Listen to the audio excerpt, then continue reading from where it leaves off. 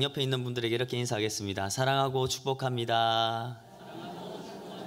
네, 감사합니다. 하나님의 말씀인 이 시편은 구약 성경 중에 가장 많은 사랑을 받은 책입니다.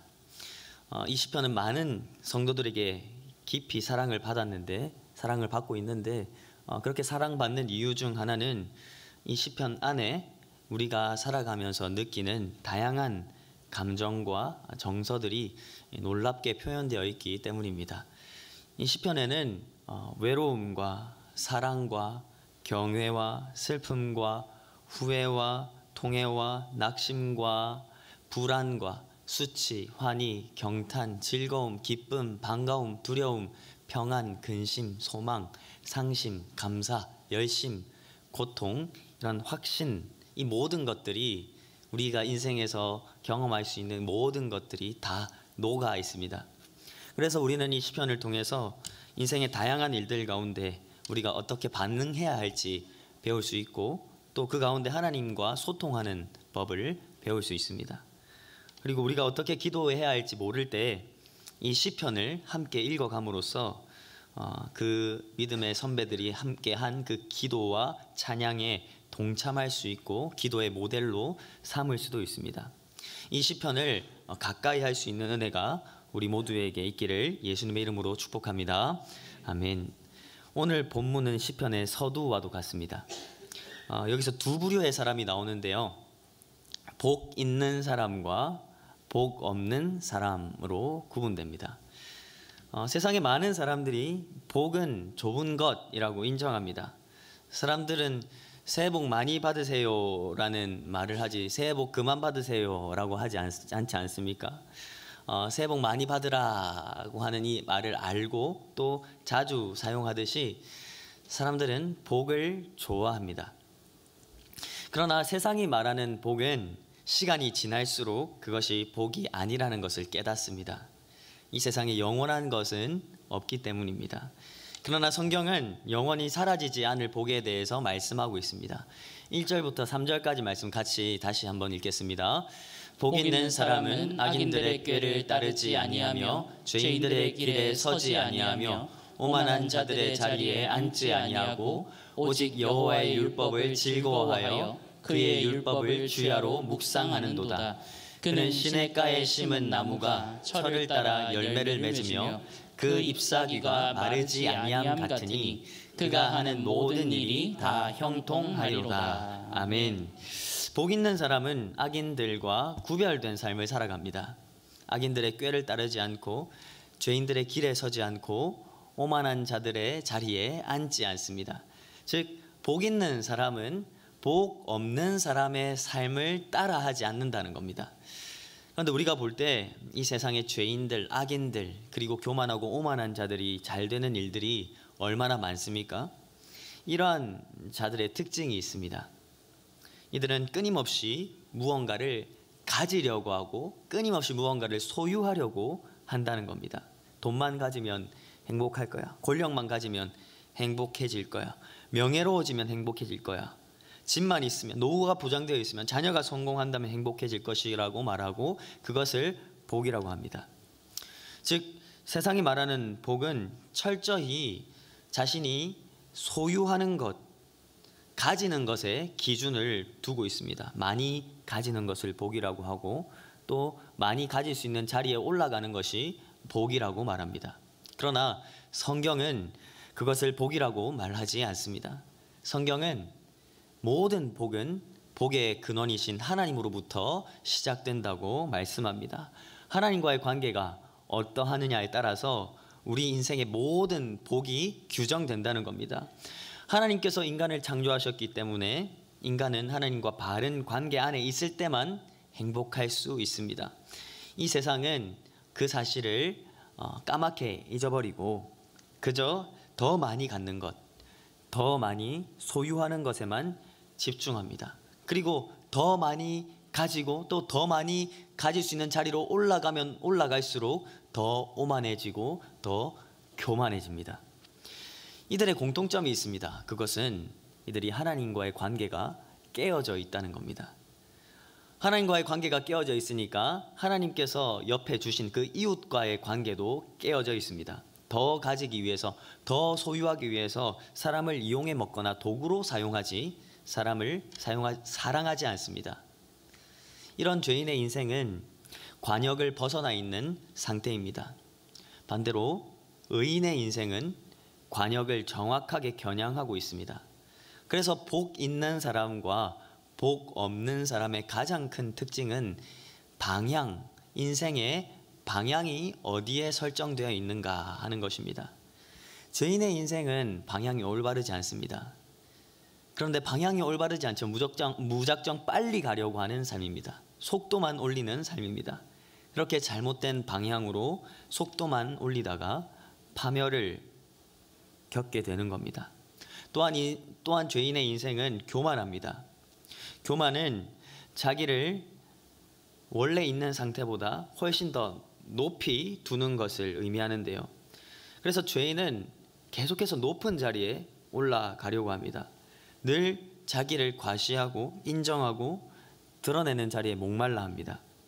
하나님께서는 늘 낮은 자리로 인도하시는데 죄인은 교만한 자리, 높은 자리를 원합니다. 그렇게 계속해서 높아지다가 결국 낭떠러지에서 떨어지는 겁니다. 그러나 복 있는 사람은 이런 것들을 분별합니다. 내가 정말 가야 할 방향인가? 이곳이 내가 앉아야 할 자리인가? 이 사람이 내가 사귀어야 할 사람인가 하는 것을 늘 말씀을 기준을 삼아 점검합니다. 아무튼 악인들은 하나님과의 관계가 깨어져 있기 때문에 어떻게든 많이 가지려고 하고 높은 자리에 오르려고 합니다만, 아무리 많이 가지고 높은 자리에 오른다 해도 사람은 그것으로 행복해질 수가 없습니다. 공허한 마음에 이것저것 많은 것들을 넣어보고 채워보지만 그 채운 구멍은 다시 벌어지고 또 벌어지고 계속해서 아무 소용이 없다는 것입니다. 왜 그렇습니까? 사람은 하나님과의 관계 안에서만 행복하도록 창조된 존재이기 때문입니다. 그래서 진정한 복이란 무엇을 소유하느냐가 아니라 누구와 함께 하느냐라는 것입니다. 우리는 누구와 함께 하고 있습니까? 네, 정답을 말씀해 주셨습니다. 하나님과 함께 하고 있습니까? 하나님은 어떤 분입니까? 하나님은 전능하신 분입니다. 우리의 모든 상황을 바꾸어 주실 수 있는 동시에 악한 세상 가운데 우리를 바르게 인도해 주실 수 있는 선하신 분이십니다. 게다가 그 전능하시고 선하신 분이 우리를 사랑하십니다. 부모보다, 배우자보다, 이 세상 그 누구보다 우리를 더 잘 이해하신다고 말씀합니다. 그리고 그분은 우리를 사랑하시기 때문에 우리와 함께하고 싶어 하십니다. 사람들은 우리가 고난을 겪거나 힘든 일을 겪을 때 우리를 떠나갈 수 있지만 우리 하나님 아버지께서는 영원토록 우리를 떠나지 않으시고 우리를 지키시고 보호해 주십니다. 복의 근원이신 하나님이 우리와 함께하기 때문에 우리가 어려움을 당한다 하더라도, 고난의 길을 걷고 있는다 하더라도 그 길이, 그 상황을 통해서 하나님께서는 우리에게 복을 주시고 결국 그 길이 복 있는 길이 되는 겁니다. 그분과 함께할 때에 메마른 땅을 종일 기쁨으로 걸어갈 수 있는 능력을 얻게 됩니다. 그분이 함께할 때에 근심과 낙심이 되는 상황에서도 평안할 수 있습니다. 시편 4편 8절 같이 한번 읽어보겠습니다. 내가 편안히 눕고 자기도 하리니 나를 안전히 살게 하시는 이는 오직 여호와이시니이다. 아멘. 이 시편은 다윗이 지었고 이 시편을 지을 당시에 나라는 극심한 흉년에 들 때였습니다. 그리고 그 흉년에 들었기 때문에 당연히 그 지도자인 다윗이 공격받고 있는, 사람들에게 정말 이 합당한 지도자인가, 이 백성을 다스릴 수 있는 사람인가 하는 그런 의문을 사람들이 제기했고 지도층들에게 그렇게 공격받고 있던 상황이었습니다. 하지만 그런 상황에서 다윗은 이렇게 고백하는 겁니다. 내가 평안히 눕고 자기도 하리니 나를 안전하게 살게 하시는 이는 오직 여호와이시니이다. 아멘. 하나님을 믿는 사람들의 특징은 평안함입니다. 예컨대 부모의 사랑을 많이 받고 부모와의 관계가 바른 자녀들은 그 자녀들의 삶을 보면, 정서적인 그런 모습들을 보면 뭔가 안정감이 있습니다. 반면에 부모와 관계가 깨어져 있는 자녀들을 보면 뭔가 불안합니다. 끊임없이 다른 곳에서 인정과 관심을 갈구합니다. 마찬가지로 하나님 아버지와 관계가 막혀 있는 사람은 상황이 아무리 좋아도 불안합니다. 계속해서 무언가를 해야 합니다. 교회에 다니면서도 끊임없이 사람의 인정과 관심을 갈구합니다. 높은 자리에 오르려고 합니다. 선을 행하더라도 내가 드러나려고 합니다. 잘못된 방법으로 나 자신의 영향력을 발휘하려고 합니다. 반대로 하나님 아버지와 관계가 바른 사람은 안정감이 있습니다. 평안합니다. 상황이 편하지 않아도 평안을 잃어버리지 않습니다. 내가 인정받지 못해도 하나님께서 나를 인정해 주시기 때문에 서운해하지 않습니다. 왜 그렇게 할 수 있습니까? 하나님과의 바른 관계, 하나님과 강하게 연결되어 있기 때문입니다. 오늘은 명절입니다. 가족끼리 모여서 무엇을 말씀하시겠습니까? 세상적인 복들에 대해서 말씀하시겠습니까?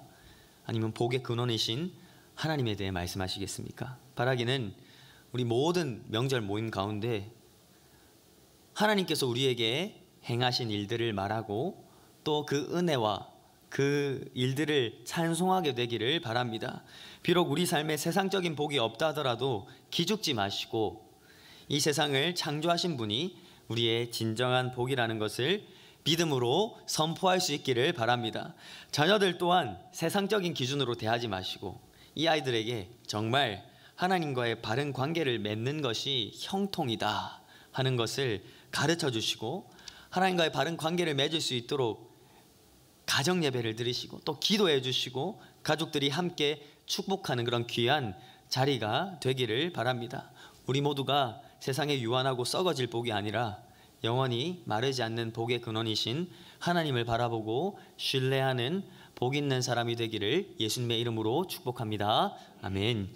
복 있는 사람의 또 다른 특징은 무엇일까요? 2절 3절 같이 읽겠습니다.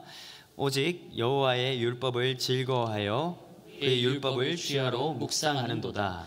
그는 시냇가에 심은 나무가 철을 따라 열매를 맺으며 그 잎사귀가 마르지 아니함 같으니 그가 하는 모든 일이 다 형통하리로다. 아멘.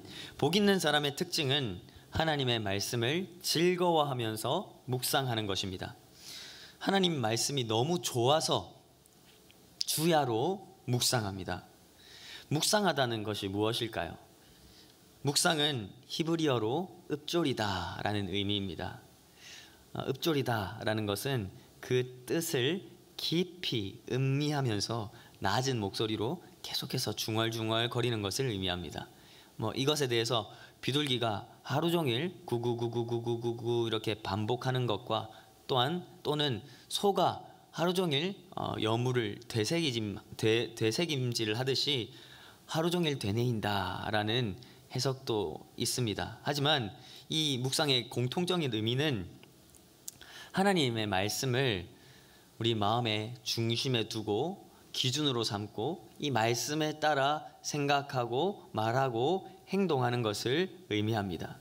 그렇게 하루 종일 쉴 새 없이 하나님 말씀이 우리 마음속에 우리 삶 속에 작용하는 것, 그렇게 작용하는 삶을 사는 것이 바로 복 있는 사람의 특징이라는 것입니다.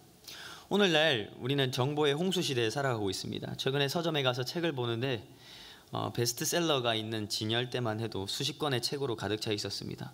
이 외에 얼마나 많은 분야가 있고 또 그에 따라 얼마나 많은 책들이 있습니까? 각종 매체들을 통한 정보는 또 어떻고요? 우리가 그런 것들을 보고 듣고 있으면 하루가 부족하게 느껴질 만큼 시간이 너무 빠르게 흘러가는 것 같습니다. 그러나 이런 시대 가운데 우리가 그 어떤 책보다 성경을 펴는 것은 우리 인생을 유일하게 복된 길로 인도하는 일이라는 것을 믿으시기를 바랍니다. 성경은 길과 진리, 생명입니다. 성경은 우리가 갈 길을 비춰줍니다. 성경은 진리여서 우리를 자유케 합니다. 성경은 생명이기에 우리를 숨쉬게 합니다. 그 말씀을 주야로 묵상하는 것이 우리를 행복하게 하고 기쁘게 한다는 것입니다. 잠언 16장 20절 말씀 같이 한번 읽어보겠습니다. 말씀에 따라 조심하며 사는 사람은 일이 잘 되고 주님을 믿는 사람은 행복하다. 아멘.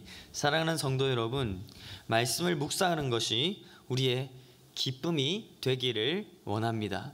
우리가 말씀을 묵상할 때 그 능력의 말씀이 우리 삶에 영향을 미치고 강하게 역사하고 그 말씀이 우리를 선하게 이끌어 간다는 것을 믿으시기를 바랍니다.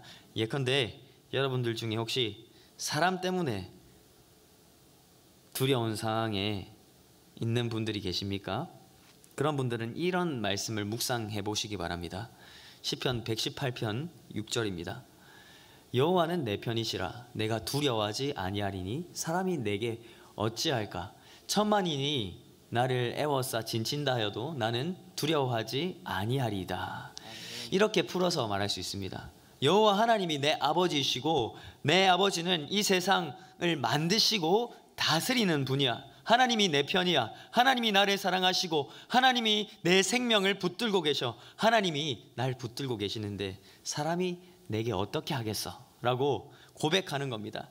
이렇게 이 말씀이 우리의 영혼에 영향을 미치도록 읊조리고 중얼거리면서 묵상하면서 우리에게 그런 두려운 마음이 들 때, 두려운 감정이 들 때, 두려운 기분이 찾아올 때, 아니야, 내가 지금 잘못 생각하는 거야.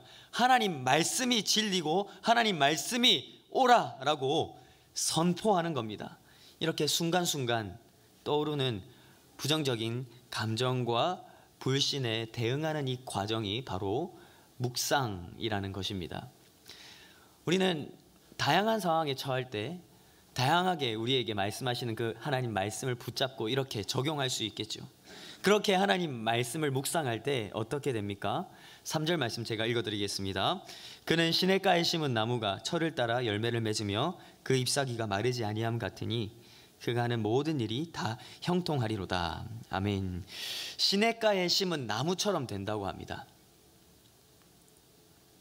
우리가 하나님 말씀을 묵상하고 종일토록 읊조리고 말씀이 우리 삶에 영향을 미치도록 계속해서 말씀으로 선포하고 말씀을 믿음으로 나아갔더니 시냇가에 심긴 나무가 되는데, 이 나무가 시냇가에 심겼다는 것은 생명의 물이 풍부한 곳에 뿌리 내렸다는 것입니다.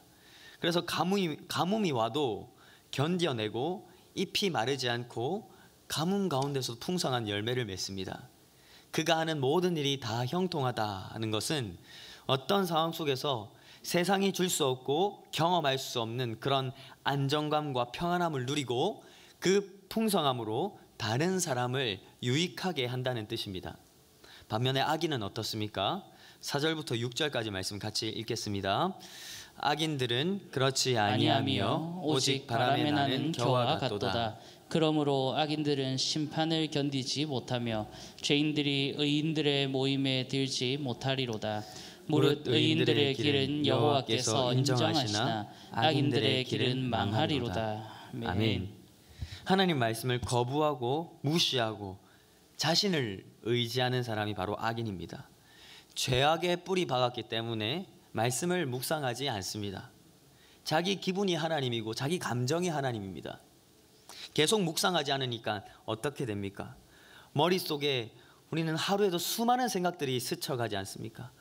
죄들이 스쳐갑니다. 미움과 분노와 시기와 탐욕과 음란과 이런 것들이 머릿속으로 지나갈 때 그 생각에 나를 맡겨버리는 겁니다.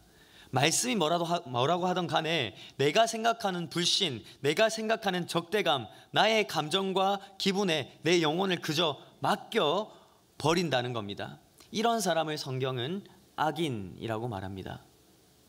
이런 악인은 추수 때에 타작마당에서 알곡과 분리시켜 바람에 날려버리는 겨와 같습니다.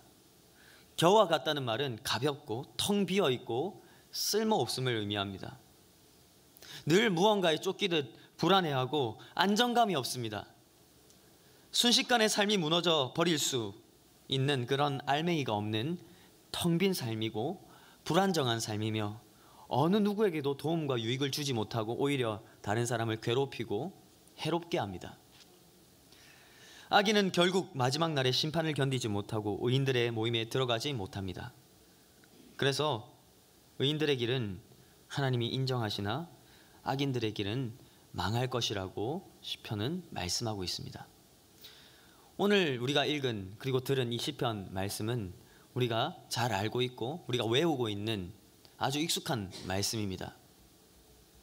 그렇다면 오늘 이 시편에서 말하고 있는 복 있는 사람과 복 없는 사람 중에 우리는 어디에 속해 있습니까? 우리는 복 있는 사람입니까? 복 없는 사람입니까? 하나님과의 관계가 즐거우십니까?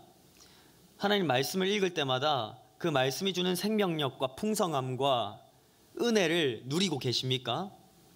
우리는 이 말씀을 오늘 들었지만 사실 우리는 하나님과의 바른 관계를 등한시할 때가 있고 또 사실 우리는 하나님 말씀을 묵상하지 않고 다른 것들을 묵상하고 세상 것들을 묵상하고 나의 기분을 묵상하고 나의 감정을 묵상하고 나의 상황을 묵상하고 살아갈 때가 있다는 것을 우리는 알고 있습니다.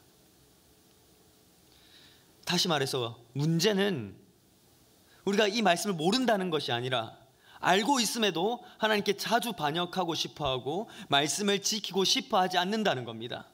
말씀 전하는 목사라고 복 있는 사람일까요? 아니요, 저도 말씀을 지키기 어려울 때가 얼마나 자주 있는지 모릅니다. 우리는 말씀을 자주 싫어합니다.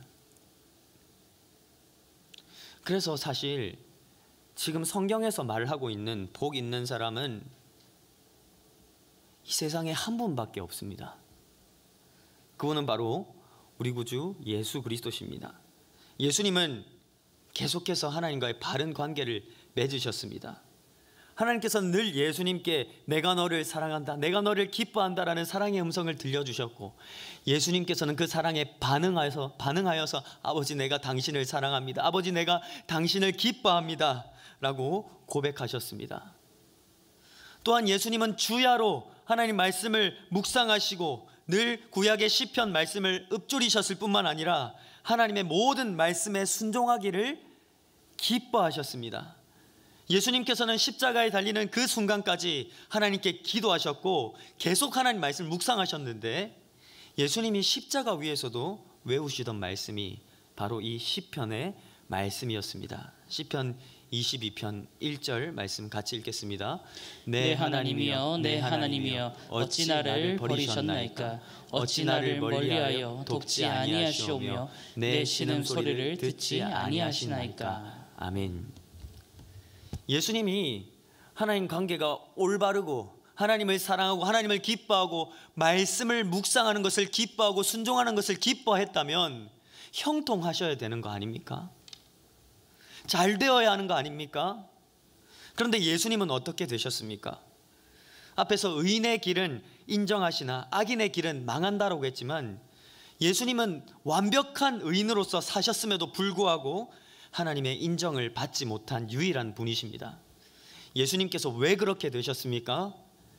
자주 하나님과의 바른 관계를 포기하고 세상적인 것에서 복을 추구하려고 하는 우리를 위해서 하나님 말씀을 알고는 있지만 그 말씀을 묵상하고 행하고자 하는 마음이 없는, 그래서 죄를 짓는 우리를 위해서, 바람에 나는 겨와 같은 인생을 살다 죽을 수밖에 없는 우리를 위해서 완벽한 의인이신 예수 그리스도께서 십자가에서 죽으시고 버림받으시고 저주받으셨습니다. 복 없는 사람인 우리를 위해 복 있는 그분이 버림받고 쫓겨나셨기 때문에 우리가 오늘 복 있는 사람처럼 하나님께 받아들여졌고 또 하나님의 자녀가 되는 복을 받게 되었습니다. 사랑하는 성도 여러분, 우리가 이 예수 그리스도를 깊이 생각한다면, 그래서 예수님이 우리를 위해 행하신 일이 우리에게 진짜처럼 느껴진다면 감격스럽지 않겠습니까? 하나님과의 바른 관계를 맺고 싶지 않겠습니까? 그분의 생명의 말씀을 계속해서 읊조리고 종일토록 묵상하고 싶지 않겠습니까? 이제 우리는 말씀에 순종했기 때문에 복을 받는 것이 아닙니다. 오히려 예수 그리스도로 인해서 복을 받았기 때문에, 즉 예수님으로 인해서 하나님께 큰 사랑을 받았기 때문에 그 사랑에 반응하여서 이제부터 하나님 말씀을 기쁘게 따르겠습니다, 순종하겠습니다, 묵상하겠습니다, 즐거워하겠습니다 라고 말하고 그렇게 살아갈 수 있는 것입니다. 복 없는 사람이었던 우리를 복 있는 자로 인정해 주신 예수 그리스도를 바라보시기를 바랍니다. 바람에 나는 겨와 같은 우리를 시냇가에 심은 나무가 되게 해주신 예수 그리스도를 바라보시기를 바랍니다. 예수 그리스도 안에서 하나님과 바른 관계를 맺으시기를 바랍니다. 하나님 말씀을 주야로 묵상하시기 바랍니다. 그래서 우리가 날마다 주님이 주시는 복을 받아서 우리 인생이 복되고 또 우리 인생을 통해서 이 세상 많은 사람들이 복되신 예수 그리스도를 알게 하는 삶을 살아가기를 예수님의 이름으로 축복합니다. 아멘.